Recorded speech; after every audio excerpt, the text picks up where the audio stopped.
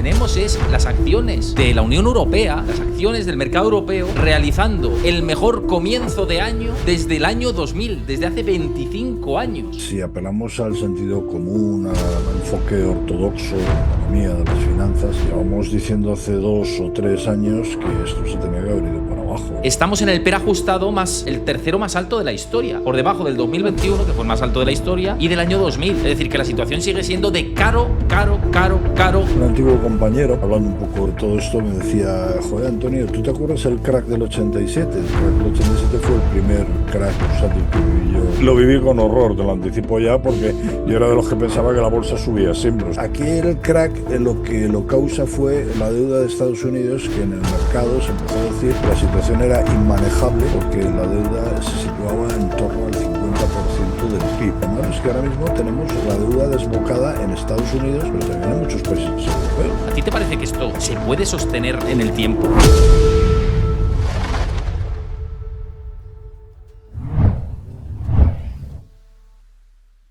Bueno, y recibimos por el canal, como siempre, y un placer, Antonio Castelo, analista de eBroker, en una jornada en la que Donald Trump sigue disparando a la Unión Europea, en la que las bolsas lo celebran, el oro tira hacia arriba. Todo esto lo vamos a comentar porque no para. Y bueno, muchas gracias como siempre por acompañarme, que ya sabes que aprendemos todos de ti y aprendemos de manera cruzada, charlamos, debatimos y de manera constructiva, ¿no? Así que lo dicho, bienvenido como siempre. Muchas gracias, Héctor. Saludos para ti, saludos también para todos los asistentes de tu canal, para Andrea también, por supuesto, que está ahí pilotando. Y nada, sí, la verdad es que estamos viviendo unos días bastante interesantes, bastante intensos, ¿no? Porque, bueno, no, o sea, quiero decir, pasan un montón de cosas, pero realmente a efectos de los mercados no pasa nada. Sigue subiendo, ¿no? Entonces, hombre, estamos muy contentos, ¿no? Porque las bolsas suben, siempre estamos más contentos cuando suben que cuando bajan, sin duda. Pero sí, como tú bien dices, hay algunas cosas que quizás tiene sentido desgranar un poquito porque quizás nos pueden parecer bastante sorprendentes.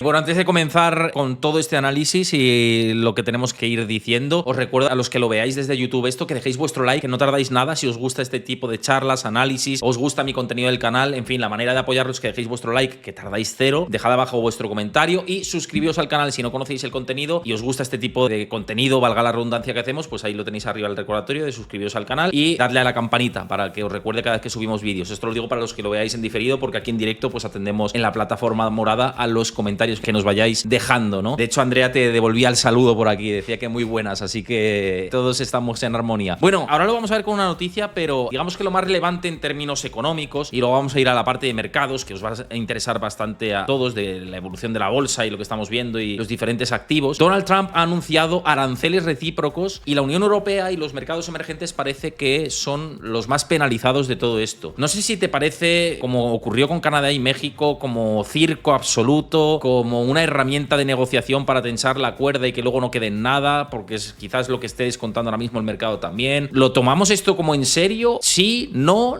sé, porque es difícil, ¿no? Saberlo. Es difícil, vamos a ver, yo he estado viendo qué es lo que ocurrió en 2018 en la primera guerra comercial, ¿no? Y en los primeros momentos, pues yo creo que el mercado tuvo una reacción bastante parecida a la que ha tenido, a la que está teniendo ahora, ¿no? O sea, ver un poco qué es lo que iba a pasar y luego, pues bueno, lo cierto es que las cosas pasaron. Y a ver, pues en otros países no lo sé, aquí en Europa, que al final no es un país, son muchos países, cada uno de nuestro padre y de nuestra madre, a pesar de la idea que queremos dar de unidad, de pensar que tenemos al mando de la nave a alguien que pueda ser capaz de negociar con un personaje como Trump, pues cuanto menos se me antoja sorprendente, ¿no? Antes has hablado del Banco Central Europeo, no sé si vas a poner el tuit que has puesto. Luego lo ponemos, sí, porque... Sí, o sea, es lamentable totalmente, ¿no? Pero que estemos con estas cosas cuando tenemos otras cosas tan importantes, ¿no? Entonces te decía que yo creo que aquí lo que estamos haciendo es que estamos pensando en que, bueno, va a haber capacidad de negociación, se va a poder negociar y realmente pues nos podemos encontrar con muchas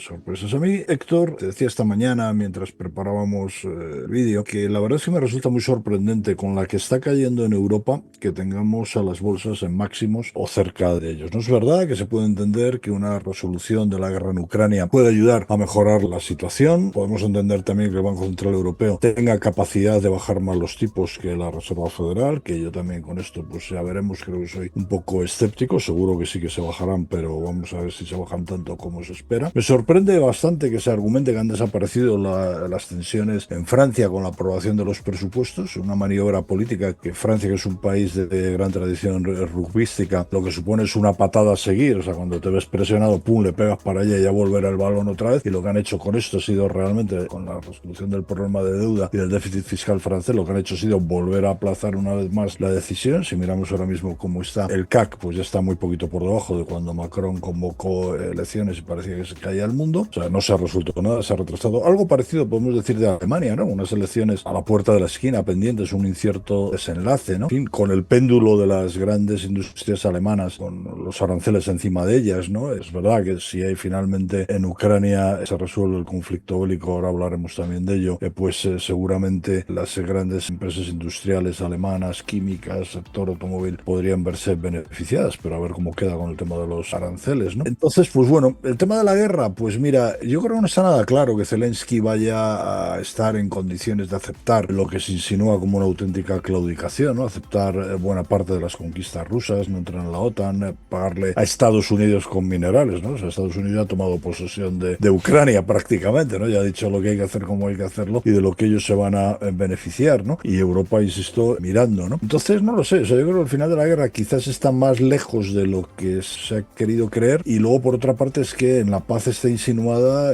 creo que Europa se lleva la peor parte, ¿no? Se queda con una mayor amenaza por parte de Rusia. Si te quieres defender, defiéndete tú, y aquí hay que hacer un esfuerzo muy importante. Vamos a tener que pagar buena parte de los costes de reconstrucción de Ucrania. No sé, Héctor, o sea, yo no, la verdad es que no lo entiendo muy bien. No, es difícil de entender, y la verdad es que se está poniendo demasiado optimismo en esta parte. El otro día el Rojero por aquí por el chat decía algo que tiene bastante razón, yo creo, que de hecho está comentando por aquí ahora mismo también. Y es que Trump en alguna ocasión, en alguna intervención, ha dicho que cree que Ucrania terminará siendo rusa. O sea, que entonces no se puede entender muy bien esa negociación. Claro, No. claro, es que no hay negociación que valga, ¿no? El tema que tú decías de los aranceles recíprocos, pues pensar que esto vaya a prolongarse de momento hasta el 1 de abril no los hace más improbables. Es más, yo creo que lo que les hace incluso es más probables, ¿no? Entonces estos aranceles que se sumarían a otros anunciados también sobre automóviles, farmas, semiconductores, se unen a los del 25% sobre el aluminio y el acero que entrarán en vigor en marzo, los del 25% que pueden tener que soportar Canadá y México en abril si las negociaciones no llevan a buen puerto. Pues la verdad es que el daño potencial global creo que es bastante significativo, ¿no? Y además, como tú has dicho también en algún momento, creo que potencialmente supone un peligro inflacionista que no podemos obviar, ¿verdad? Mira, vamos a compartir pantalla con esto que estamos viendo para que la gente pueda entender de todo lo que estamos hablando, que visualmente también es importante. Vamos a ello.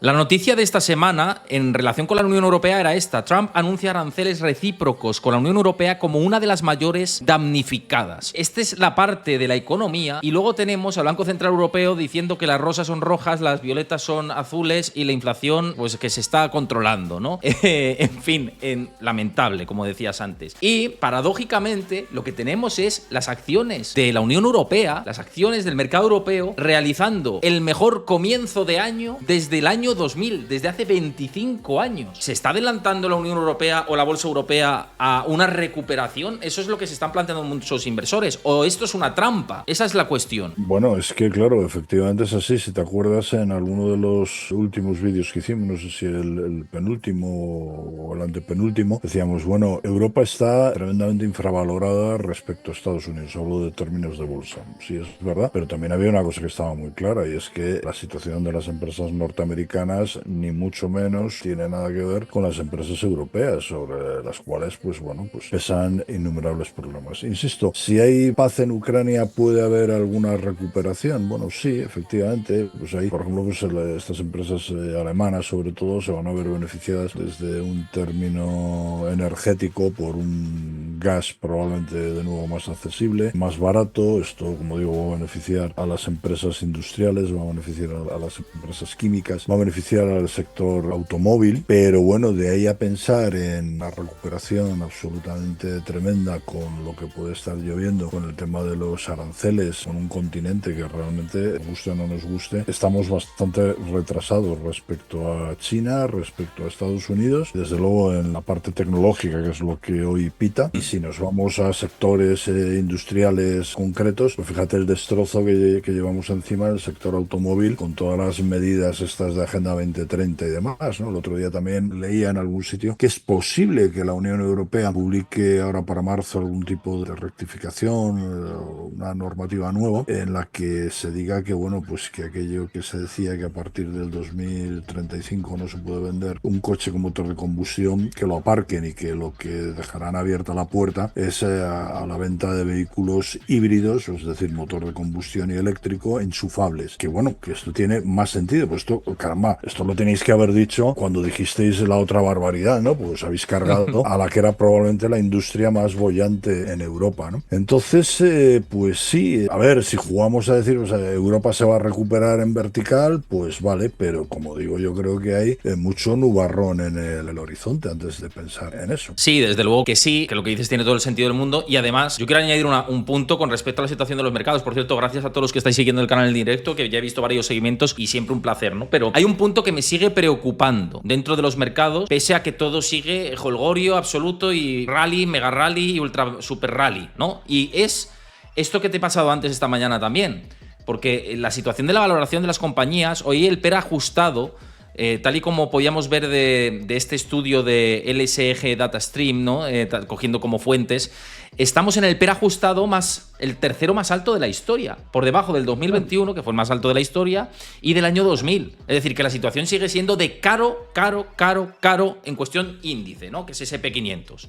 ¿A ti te parece que esto se puede sostener súper en el tiempo? Es decir, sí, puede ampliarse, puede llegar por encima del 2021, puede tirar mucho más, pero el sentido común se va a terminar imponiendo. No tiene relación de ser esto, no tiene sentido.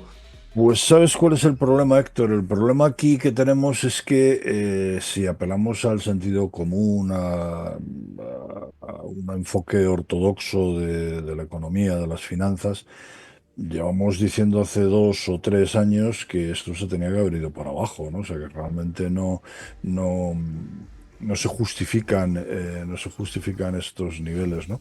Y aquí ya sabes que siempre termino concluyendo con una cosa, que además, bueno, pues hablo con algunos antiguos compañeros míos, gente de mi edad, ¿no? Que quizás hemos vivido otros momentos, ¿no?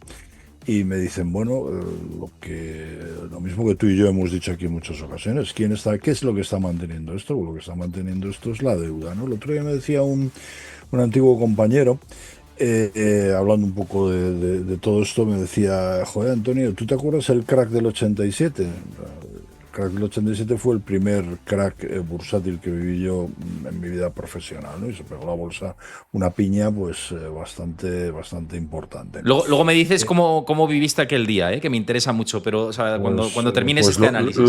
Lo viví con horror, te lo anticipo ya, porque yo era de los que pensaba que la bolsa subía siempre. O sea, lo mismo que puede pensar ahora cualquiera que haya empezado a funcionar en el año 2021, 2022 y esté viviendo esto, ¿no? Pues de repente te das cuenta que no y te pegas un batacazo. Pero bueno, bien.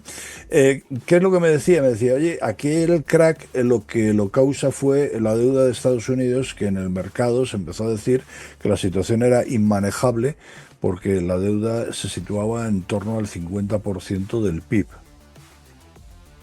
Cómo está la deuda en Estados Unidos ahora mismo, pero es que en aquel momento decíamos la deuda americana, que era quien causaba el crack, porque en Europa, desde luego, en otros países, ni de lejos estaba en esos niveles, ¿no? Es que lo malo es que ahora mismo tenemos la deuda desbocada en Estados Unidos, pero también en muchos países europeos. Hablábamos antes de Francia, por ejemplo, Reino Unido, España, Italia.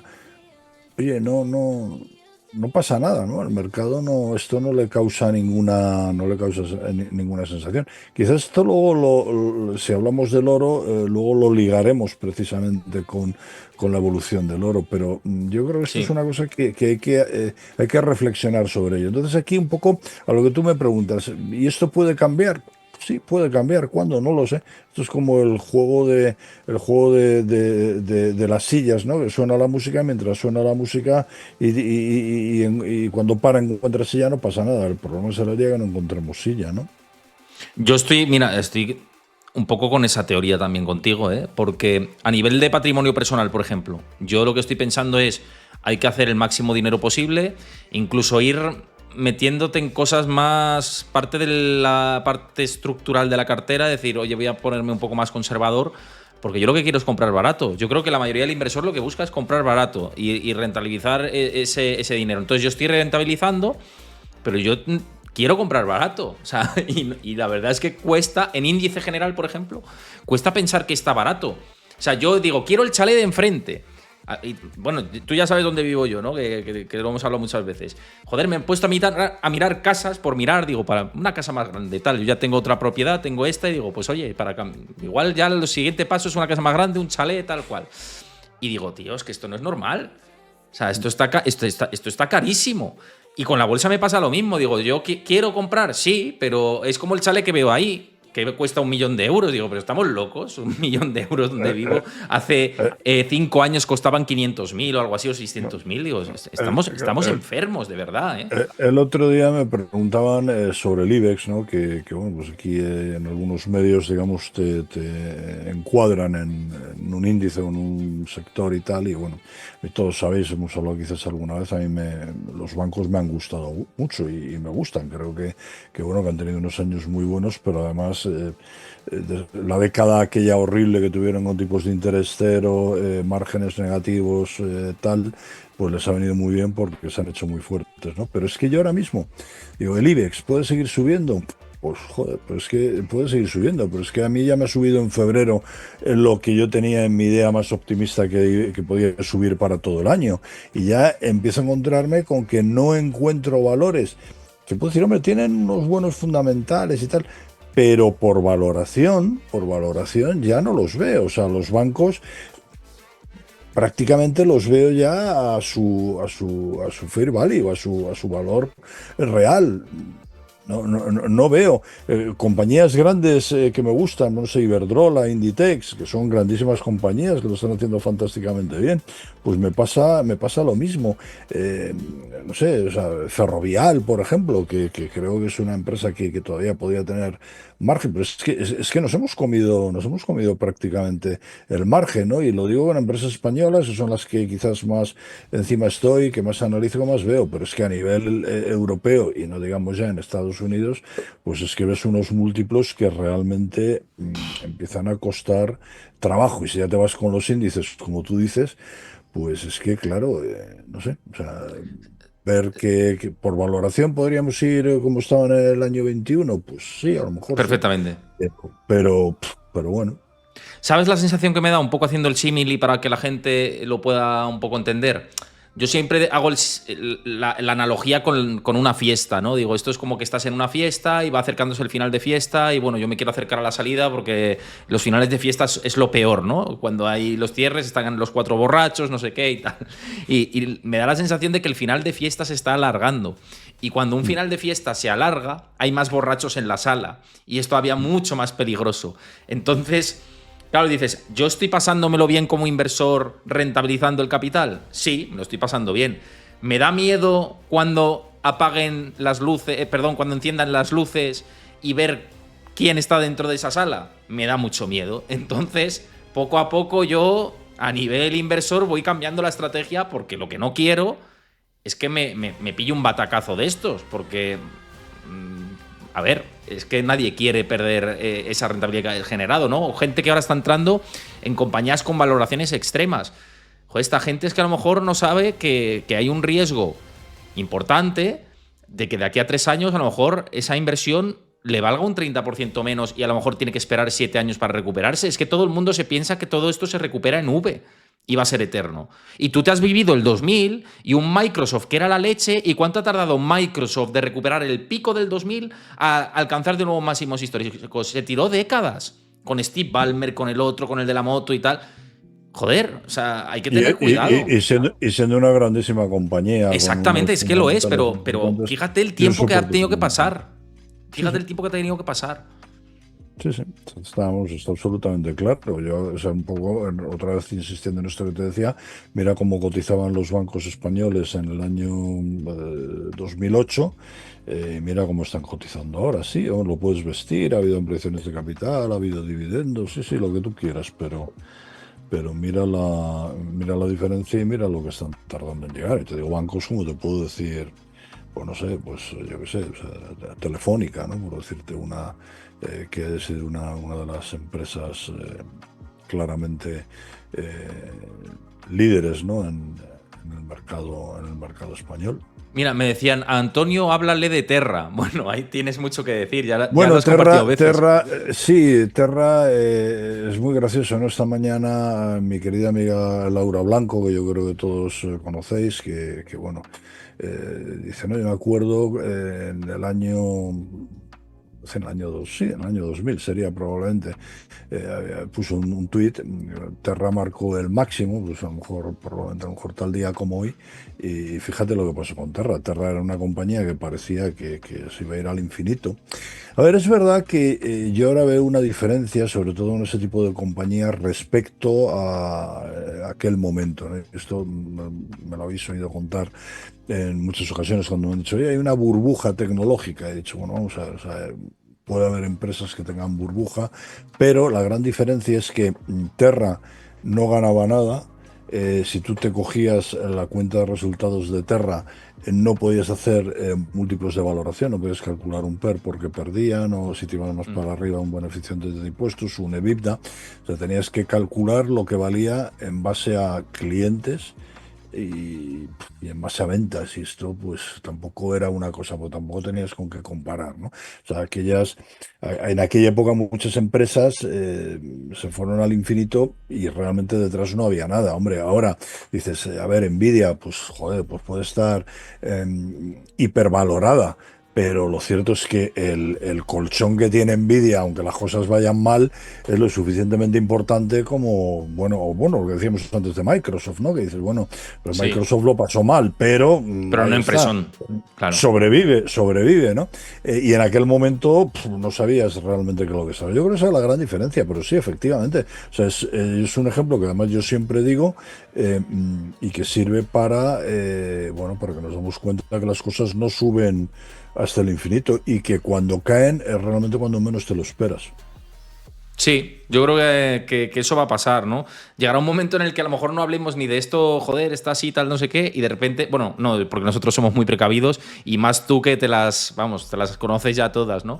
Pero mucho perfil que diga, buah, ya me olvido porque esto va a subir para siempre. Ya cuando todo el mundo No, piense que va a subir para siempre, hasta yo luego, estoy, estás perdido. yo te reconozco, Héctor, que estoy dejando de ganar porque bueno, o sea, hombre, yo ahora opero, prácticamente no opero nada, y si lo hago es a través de fondos, porque yo ya con la edad que tengo tampoco me la puedo jugar, pero si realmente estuviera ahí, pues quizás estaría dejando de ganar porque o sea, no veo una justificación para estas valoraciones, ¿no? Ya te digo, o sea, con el tema del IBEX, el otro día me preguntaban, oiga, ¿y hasta dónde puede llegar el IBEX? Y les dije, con un IBEX a 2100, perdón, 2100, 12200, dije, hombre, pues tirando como mucho y siendo muy optimistas, pues a lo mejor a fin de año, si va todo muy bien y tal y no pasa nada, estamos a 12800, joder, pues pues estamos en febrero y estamos sobrepasados, con lo cual,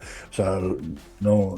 Y ya te digo que fui optimista a la hora de hacer los cálculos, ¿no? Pero bueno. ¿Sabes lo que le pasa al IBEX también? Y ya vamos a pasar a ligar todo esto de las valoraciones con lo que está pasando con el oro, que aparte la audiencia le interesa y además me conocen muy bien y saben que tengo el producto y la commodity muy bien estudiada y tú también, ¿no? Pero creo que al IBEX lo que le pasa es lo contrario que al resto de muchos índices. En muchos casos, como está tan bancarizado, la subida de tipos le va bien. porque el negocio bancario le va bien con la subida de tipos. Y eso es lo que le ha pasado al IBEX. Entonces, mientras el Banco Central Europeo tenga los tipos por encima del 2 o cosas así, pues oye, va a ser sostenible el IBEX. Ese ha sido mi argumento, ¿no? Incluso hoy me decían, puede haber rotación. Digo, ¿por qué rotación? Si te coges en una semana, de los 10 valores que más han subido esta semana en la bolsa española, 4 son bancos y los 2 que no han subido tanto han sido Unicaja y Sabadell, porque ya llevan subido un porrón antes de esta semana. O sea, yo solo tengo, claro, lo tengo claro, clarísimo. Y mientras los tipos de interés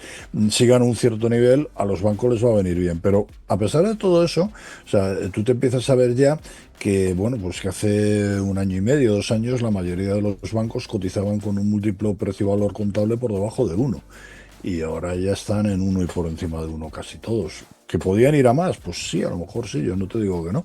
Pero ya empezamos a ver niveles bueno, como mínimo hay que ser un poquito prudentes con ellos. 100%, ¿no? Y fíjate, ligando este tema de las valoraciones y lo que estábamos viendo de que no solo la bolsa sube, sino que también lo que está subiendo es el oro. Y mucha gente se plantea, pero el oro está cotizando caro, barato. Esto ya hice un análisis el lunes que lo podéis ver en mi canal de YouTube. Bueno, se publicó el martes en YouTube y aquí en directo lo hice el lunes. Y que, bueno, pues lo desgrané mucho más de la situación de cómo está el oro. Y como vemos, pues ahí lo tenéis, ¿no? Y que sí, que está un poco exigente en el corto plazo, pues puede ser. Pero el contexto es a largo plazo y lo que está sosteniendo al oro, pensando en el futuro y en si el precio puede escalar todavía más. Y fíjate este estudio que hacía Deutsche Bank, que me parece fundamental. Y cuando estábamos preparando Antonio y yo el programa, me decía, claro, es que el oro está sujetado por algunos actores que son muy importantes. Y le pasaba este gráfico, ¿no? Digo, fíjate, flujos de ETFs, compras de los bancos centrales y posiciones especulativas. Y sumando esas tres, el valor del oro con respecto a ese movimiento que os explico, está en valor justo. Es decir, que si sigue habiendo más compra por parte de los bancos centrales, las posiciones especulativas siguen y siguen entrando flujos en los ETFs, el precio va a seguir subiendo. Es decir, pero ¿y por qué sigue subiendo y por qué se realizan estos movimientos? Pues porque a lo mejor la situación no es tan idílica en la economía pensando en el largo plazo. Yo creo. No sé qué te parece a ti, Antonio. No, me parece clarísimamente. Y un poco repasando todo esto al final dices, bueno, o sea, el oro vale para la plata también, que también está subiendo mucho. Pero bueno, el oro, ¿qué le va bien? Pues recortes de los tipos de interés de referencia. Es verdad que estamos diciendo los tipos de interés no van a bajar, o no van a bajar, desde luego no van a bajar tanto como se esperaba. Pero bueno, yo creo que están ahí en niveles donde los podemos ver estables, desde luego en Estados Unidos, quizás en Europa todavía queda un poquito de bajada. Los tipos de interés, como digo, estables o a la baja y a los niveles que están, al oro le viene bien, ¿no? Porque esto reduce de alguna forma el costo de oportunidad de mantener oro plata. Segundo tema, los bancos centrales. Pues es que los bancos centrales, especialmente en economías emergentes como China, han estado comprando y siguen comprando grandes cantidades de oro para diversificar sus reservas, ¿no? Y estos movimientos, como digo, se siguen produciendo y esto sigue aumentando y dando mucho soporte a la demanda. Lo tercero, las tensiones geopolíticas. Esto lo hemos vivido. Es verdad que ahora pues parece que estamos un poco más tranquilos. Las ya habituales de Ucrania y Oriente Medio se destensan, pero en el mundo sigue habiendo muchas latentes. Por ejemplo, como empezamos al principio, ¿no? La elección de Trump y el regreso de esta a la Casa Blanca. Yo creo, tengo claro que esto va a añadir volatilidad a los mercados, ¿no? Y entonces esa idea seguro que favorece a muchos inversores de oro, ¿no? Hay otro tema que es muy importante, que muchas veces lo obviamos, ¿no? Y es la importancia que tienen el oro y la plata como activo industrial en sectores como la tecnología. La tecnología, pues ya vemos cómo está yendo en la energía solar, que aunque a nivel bursátil está hecho unos zorros, pero se sigue apostando por ella y se siguen haciendo parques y demás. Son sectores que están en crecimiento y esto contribuye también a la subida de precios, ¿no? Entonces, todos estos factores, individualmente o combinados, han creado un entorno muy favorable para el precio del oro y también el de la plata y que continúe la tendencia en 2021. Es que yo creo que hay más, ¿no? Y tú citabas uno que yo también aquí os puedo decir algo, ¿no? Y es el aspecto, el componente especulativo, ¿no? Como sabéis, eBroker, que es la sociedad de valores en la que yo trabajo, es una compañía que está especializada en productos derivados, especialmente en futuros, y además somos uno de los brokers de referencia del mercado CME, del mercado de Chicago aquí en Europa, ¿no? Pues bien, he de decir que en los últimos meses, quiero decir los últimos quizás 6 meses desde el verano del año pasado para acá, el interés de nuestros clientes por el oro, también por la plata, pero sobre todo por el oro, se ha disparado. Por lo que suponemos que es un proceso que se puede extrapolar a todo el mundo. Es decir, nosotros al final somos una empresa española, pequeñita, nivel de cliente razonable, pero bueno, no somos grandes bicharracos financieros como se puede ver por ahí. Quiero decir que si a nosotros nos preguntan por el oro, yo creo que hay mucha gente preguntando por el oro en muchos sitios. Y aquí además hay un tema que es muy importante, y es que recordamos también a todo el mundo que los futuros no dejan de ser productos apalancados, ¿no? Y a ver, y este apalancamiento su efecto en el precio del oro al contado, pues es muy evidente. Pasa lo mismo que pasa en el petróleo. Si recordáis, de esto hablamos en algún momento, ¿no? Yo os decía hace tiempo que a través de los futuros yo creo que se ha bajado en algunos momentos artificialmente el precio del oro. ¿Por qué? Porque al ser un producto apalancado, en el momento que coge tendencia, pues la gente se empieza a poner más corto. Aquí se están poniendo más largos, ¿no? Y esto apoya el precio del oro, ¿no? Pero hay otro asunto que también hemos mencionado antes que yo creo es muy importante, y es que cada vez hay más deuda en el mundo. Y si cada vez hay más deuda en el mundo, el dinero, los billetitos deberían de valer menos y el oro debería de valer mucho más, ¿no? El otro día hablaba también con un antiguo compañero que me decía que si el mercado tuviera de verdad en cuenta el crecimiento salvaje de la deuda pública mundial, el oro, decía, debería estar a $30.000 la onza. Yo creo que, Hostia. a ver, es una pasada, ¿no? O sea, quizás era una forma de hablar y bueno, yo desde luego a 30.000 no lo sé, ¿no? Pero no le falta razón en el sentido de pensar esto, es decir, bueno, y esto lo ligaba y me hizo recordar el vídeo al que tú te has referido antes, que decías el otro día, pues bueno, que tendría sentido a lo mejor un oro a 4.000 o por encima de 4.000. Pues sí, yo coincido con ello, los diversos ratios de valoración del oro, desde luego se justificarían precios mayores. Y al final, Héctor, la última conclusión es que con tanta gente comprando, bancos centrales, institucionales, ¿alguien se está esperando que pase algo que justifique que la más evidente reserva de valor que hay en el mundo, que es el oro, pueda y deba seguir subiendo? Pues bueno, ahí lo dejo. O sea, yo creo que cuando los bancos centrales están comprando oro, lo están haciendo por algo. Es que hay una cosa muy importante con respecto a lo que has dicho y es la fuerte demanda, ya sea especulativa, de bancos centrales, de flujos de minoristas hacia ETFs. Pero claro, es que la demanda parte de una oferta que es prácticamente inelástica, porque no se está produciendo tanto oro como la demanda exige. Entonces, eso presiona el precio del oro al alza. Si es que es una cuestión de oferta y demanda en ese sentido.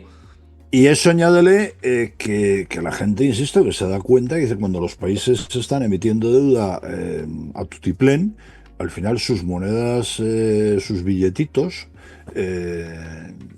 por artículo, vamos, por artículo 1, por un efecto de división muy simple, tienen que valer menos. O sea, tú por mucho que Estados Unidos sea Estados Unidos con la deuda que tiene, pues es que, en fin, o sea, el dólar no es el dólar potente que veíamos en los años 70 o incluso en los años 80 o incluso en el crack del 87, cuando decíamos antes que la deuda era el 50% del PIB y ahora pues está por encima del 100, ¿no, Héctor? Corrígeme si me equivoco.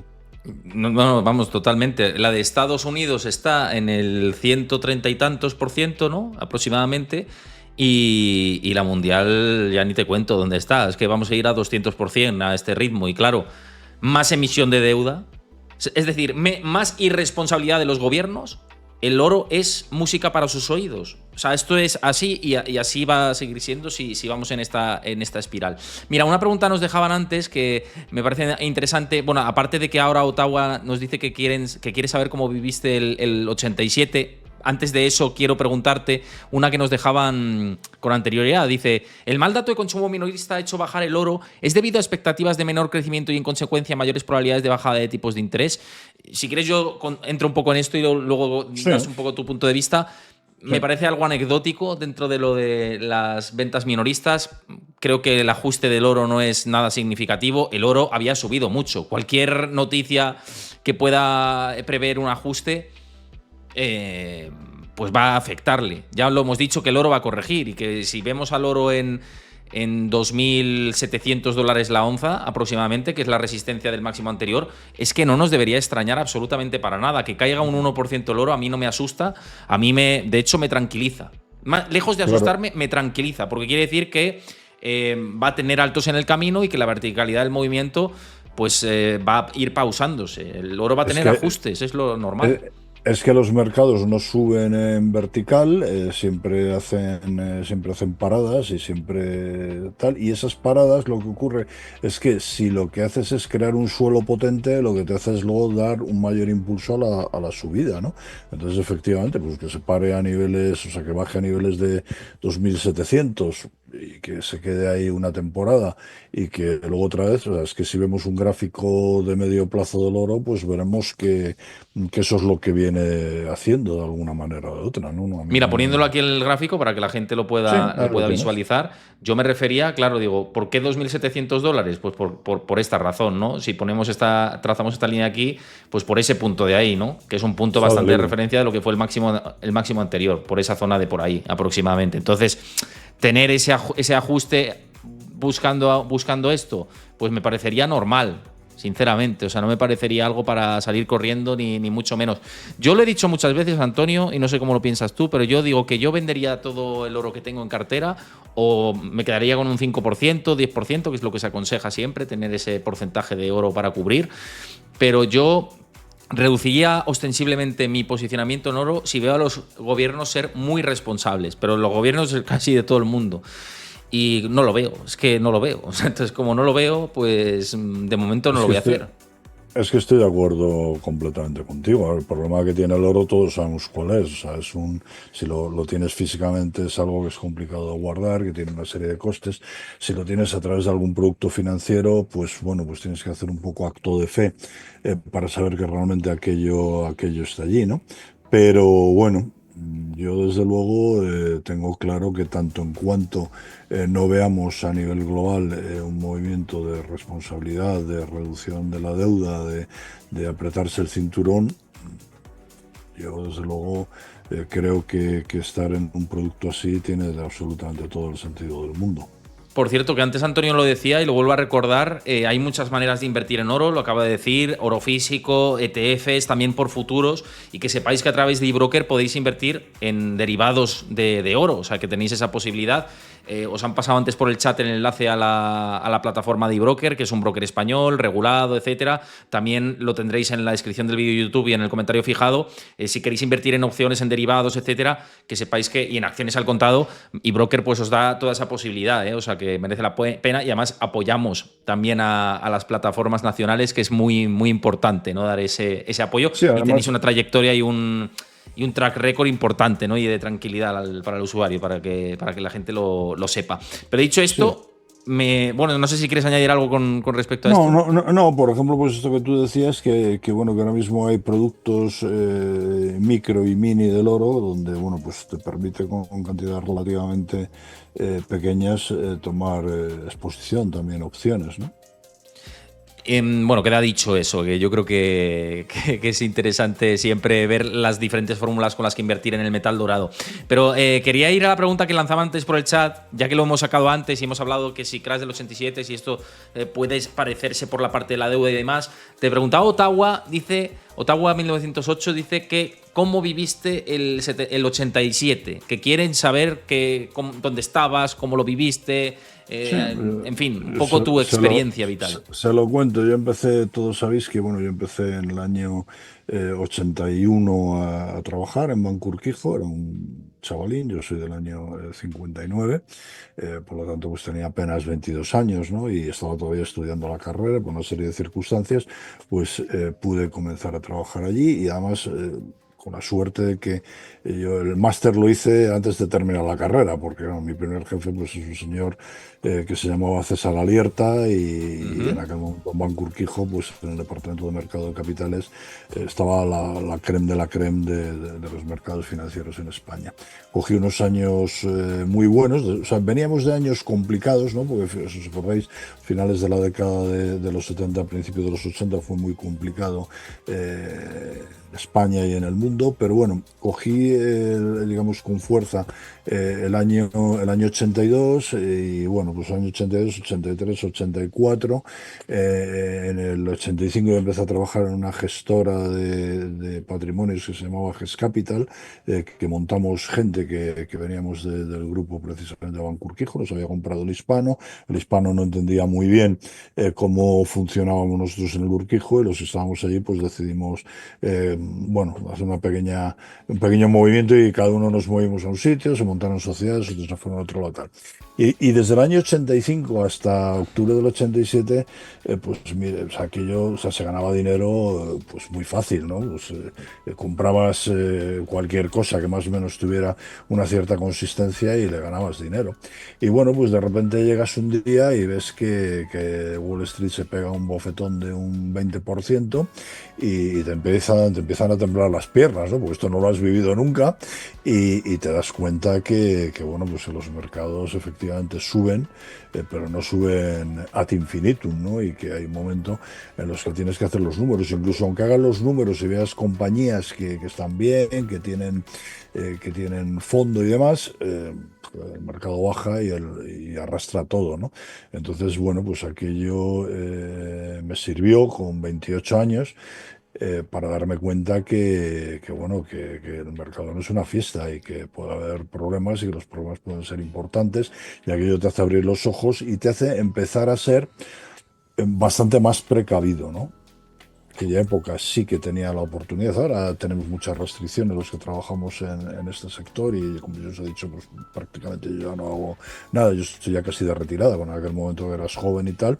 Y bueno, pues yo invirtiendo en valores, algunos sensatos y en otros muy locos, pues reconozco que gané mucho dinero y que me permitió, yo nunca he sido muy chalado, me permitió terminar de pagar mi casa, me permitió comprarme algún coche que me apetecía y bueno, pues vivir razonablemente bien. Y insisto, de repente pues te das cuenta que aquella situación de mercado que te permitía hacer todas aquellas cosas, desaparece completamente y se borra y ¿Y tienes que empezar qué te iba a decir? ¿Y a... qué pérdida llegaste a asumir tú en operaciones que hacías en aquel momento y demás? ¿Recuerdas? Porque claro, todo se metió en un castañazo importantísimo. Pues hombre, yo te digo que en algunos valores perdimos en muy poquito tiempo 30, 40, 50%. Sí. Es que es brutal, ¿eh?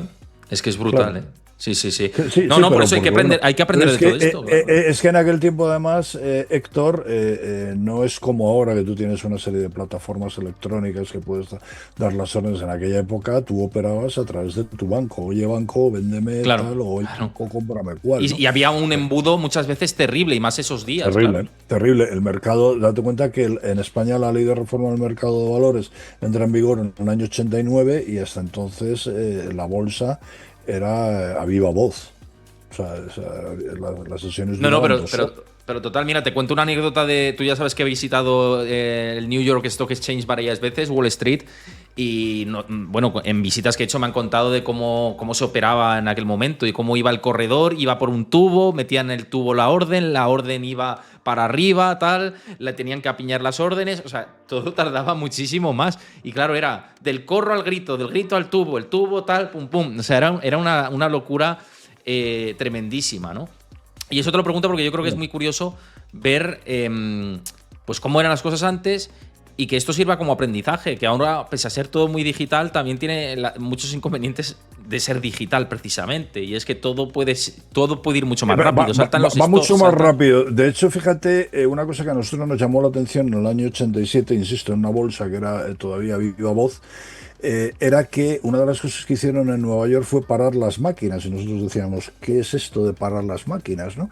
Y es que en el año 87 ya había alguna máquina que hacía trading automático. Imagínate cómo eran las máquinas en el año 87 y cómo son ahora, ¿no? Entonces prohibieron, por ejemplo, pues ponerse cortos, cosas que a nosotros aquí, o sea, es que prácticamente ni sabíamos que existían, ¿no? Estamos hablando, insisto, del año 87. Entonces, bueno, pues esto es algo que, sí, o sea, fue un baño de realidad, y efectivamente toda aquella bolsa que o sea, era mucho más embudo, era mucho más tal, pues bueno, pues provocó buena parte de este problema, ¿no? Oye, ¿y hubo despidos en el sector financiero aquí en España cuando surgió eso? Porque en Estados Unidos fue tremendo, ¿eh? Fue masivo y demás. ¿En España alguna casa de valores, tal, o firmas bancarias No, habituales? ¿Hubo repercusiones no. del crash del 87?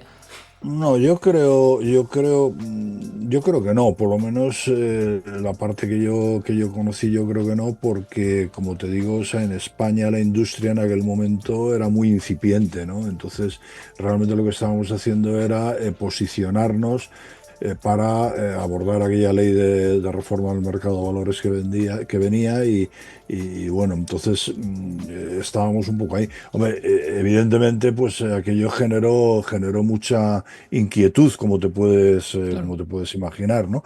Pero vamos, al menos yo en el entorno mío tuve la suerte al revés, o sea, que como la gente que veníamos de aquel entorno de Banco Urquijo, que luego estábamos en cada sitio, y teníamos una cierta cultura y una cierta formación con esto, pues al revés. Lo que se hizo fue dar mucha predominancia a los departamentos de análisis, que entonces pues eran un tanto marginales, había muy poquitos.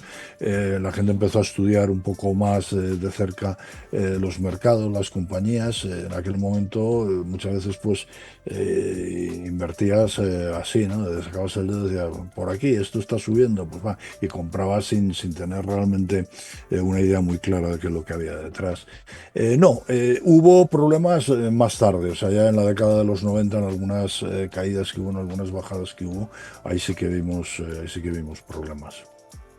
Pues bueno, la verdad que yo creo que es muy interesante para todos ver a alguien que ha vivido todo esto, y algún día hablaremos de otras, pero como ha surgido hoy por aquí, como hemos hablado del crash del 87 y las similitudes, La- si pudiera verlas con la actualidad, pues yo creo que el- venía el el- caso. Laura Blanco esta mañana decía en el tuit ese que os decía, soy una abuelita. Yo decía, tú eres una chavalina. El abuelito soy yo, ¿no? Y sí, pero bueno, sí, o sea, es verdad que vas viviendo, vas acumulando experiencias, y bueno, y también es verdad que, claro, con los 66 años casi que me caen, pues no tienes el cuerpo de la misma forma, ni la mente como lo tenías cuando tenías 27 o 28. Eso, desde luego, todo pasa, ¿eh? Pero bueno, tienes la experiencia, la veteranía, que te da más pausa a la hora de tomar decisiones, te da más de, uy, esto me suena, esto no.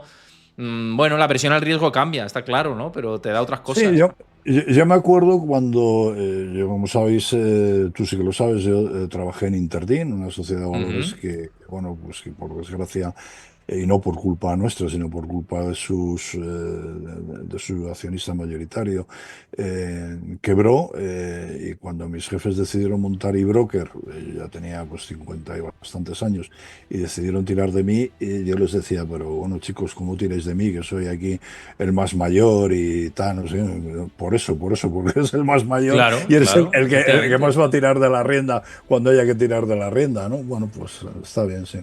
Pero es que te digo una cosa, y ya por cerrar el programa, y esto yo sé que, porque mi padre lo ha sufrido mucho hasta que se jubiló, ¿no? Mi padre, que tenía mucha experiencia, ¿no?, en el mundo de la informática y ligado al sector bancario, cuando se quedaba sin proyectos, muchos de ellos le decían, va, es que eres mayor, tal, y decía, joder, pero es que soy mayor, pero precisamente al ser más mayor tengo más Estoy en lo experiencia mejor. para montar y dirigir y coordinar y hacer de consultor, ¿no? Que alguien que venga más joven. Y decía, es que es la hostia de que a mí, desde que tengo 40 años, me decía mi padre, me dicen que si estoy mayor. Eres Dice, ¿qué mayor. quieres? Y luego cuando tienes 30 es que eres joven. O sea, tienes que tener de 30 a 40. O sea, si Sí. no, ya eres mayor.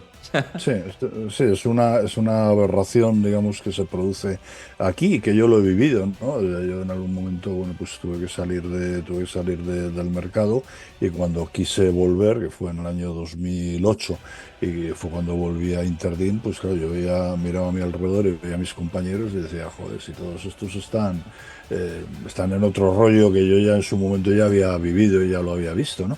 Pero bueno, sí que tuve la suerte de tener unos jefes alrededor y unos compañeros también que solo lo entendieron, ¿no? Y entonces, excepto la parte de irme a tomar copas con ellos y jaja y jiji, que bueno, estos entendían que ya no está uno en esas edades, pero sí que es verdad bueno, que he tenido la suerte de que, bueno, se me ha en ese sentido respetado bastante y sobre todo se me ha escuchado cuando ha habido momentos de decir, oye, chicos, vamos con un poquito de prudencia que hay que tener cuidado, ¿no?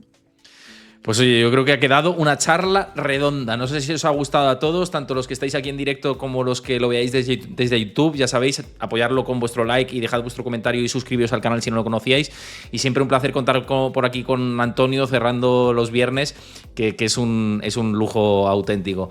Pues muchísimas gracias a todos, a Antonio también, por supuesto. Espero que os haya gustado y que lo apoyéis, Antonio, en el canal. Y nada, un abrazo muy fuerte, Antonio. Que tengáis muy buen fin de semana. Igualmente para todos y muchas gracias por tu cariño como siempre y un abrazo para todos tus seguidores que son unos cracks. Yo entro muchas veces también, tú lo sabes, entro en tus vídeos, comentamos tal y la verdad es bueno, el canal tiene una calidad fantástica y me alegra además mucho ver la difusión que tiene, que es cada vez mayor.